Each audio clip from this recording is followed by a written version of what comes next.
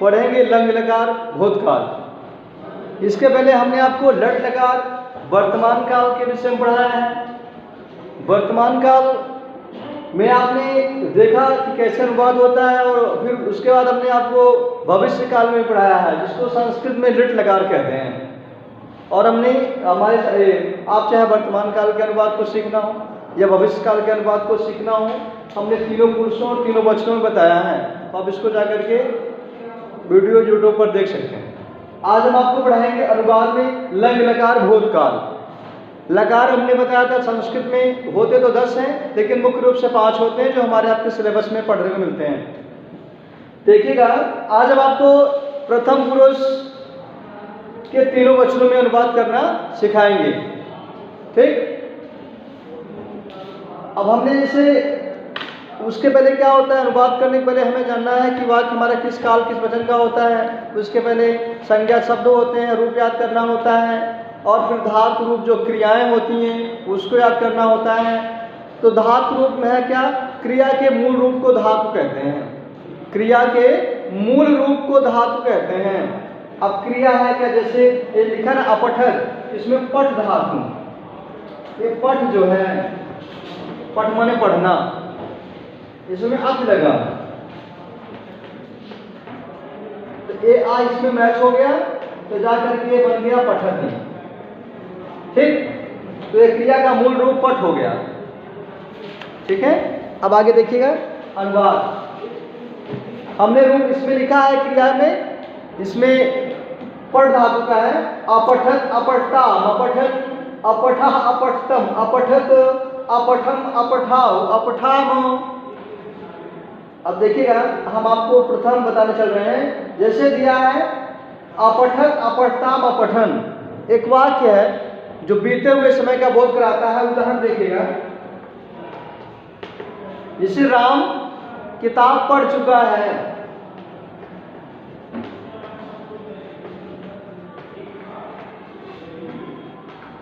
पढ़ चुका है।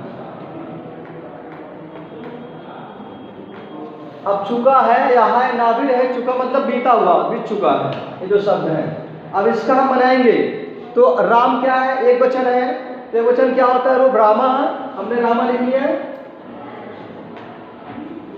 किताब, अब कहेंगे सर किताब में पुस्तकम होगा, पुस्तकम होगा, क्यों होगा, क्योंकि हमने आपको कारक पढ़ाया था, तो बताया था कि कर्तुर इप्सितमम कर्म, कर्ता जिसे सबसे ज्यादा चाहता है क्रिया करने में, उसमें कर्म होता है। तो क्रिया कौन सी है, पढ़ने की है, पढ़ चुका है, लेकिन क्या, किताब, इसलिए इसमें पुस्तकम हो गया कर्म कारक के हिसाब से।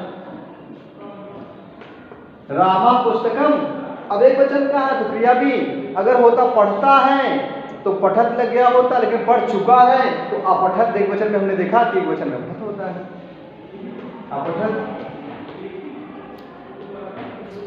कोई दिक्कत? नो नो, तो आगे समझिएगा। ऐसे ही एक पुल्लिंग का स्त्रीलिंग आ जाए, रमा पढ़ती है, श्यामा पढ़ती है, तो रमा भाई स्त्रीलिंग में एक वचन में विषय नहीं लगता है, तो इसीलिए में रमा, रमा किताब पढ़ चुकी है, खाना खा चुकी है, मैंने पढ़ने की किसी और क्रिया को देखते हैं। रमा खाना खा चुके हैं तो हो जाएगा रमा, रमा भोजनम। अब ऐसे अपठत, वैसे अखादत रूप चलता है, अखादत अखादता अखादन, वैसे रमा भोजनम अखादत। ठीक, ये हो गया प्रथम पुरुष का, प्रथम पुरुष के एक वचन का। अब द्विवचन से समझिएगा,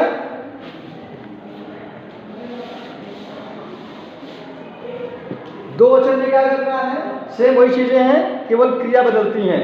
जैसे राम और श्याम पढ़ चुके हैं, कौन पढ़ चुका है, राम और श्याम, तो कर्ता कितने, दो लोग हुए ना, तो देखिएगा राम और श्याम, राम श्यामो, श्यामो क्यों हुआ, नियम कहता है कि जो अगर दो लोग हैं तो जो आखिरी का शब्द होता है, संज्ञा शब्द होता है, उसी में ही क्रिया उसी में ही रूप लगाया जाता है। ठीक है, जैसे दो वचन क्या होता है, रामो होता है ना, ऐसे श्यामा श्यामो चलेगा क्योंकि अकारांत शब्द है, तो ऐसे राम श्यामो। अब पढ़ चुके हैं तो पुस्तकम अपठताम।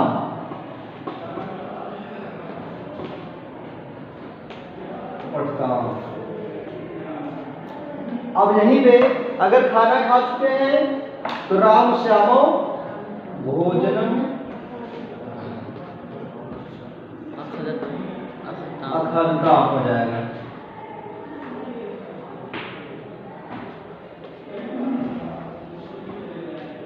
ये हो गया। ठीक वैसे ही अब बहुवचन में और एक चीज जैसे सात औते का है तो वहां भी हो सकता है, जैसे वह सब गीत गा चुके हैं। वह सब गीत गा चुके हैं। क्रिया इसलिए चेंज कर रहा हूं प्यारे बच्चों कि आप ये ना समझेंगे हाँ केवल एक ही क्रिया रटी हुई, रटी नहीं, यानी ऐसे क्रियाओं के आधार पे आप आगे की क्रिया बना सकते हैं। तो देखिएगा, वह सब गीत गा चुके हैं।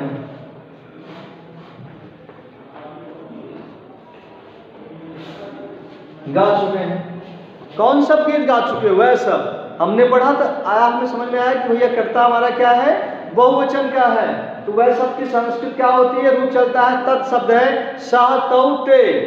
सह तौ ते, तो ते हो जाएगा पुल्लिंग में। ते माने वह सब हो गया। अगर यहीं पे स्त्रीलिंग होता, अगर वह सब गीत गा चुकी होता तो ता होता है। संस्कृत में स्त्रीलिंग में वह सब बालिकाओं के लिए ता होता है। गीत ते गीतम।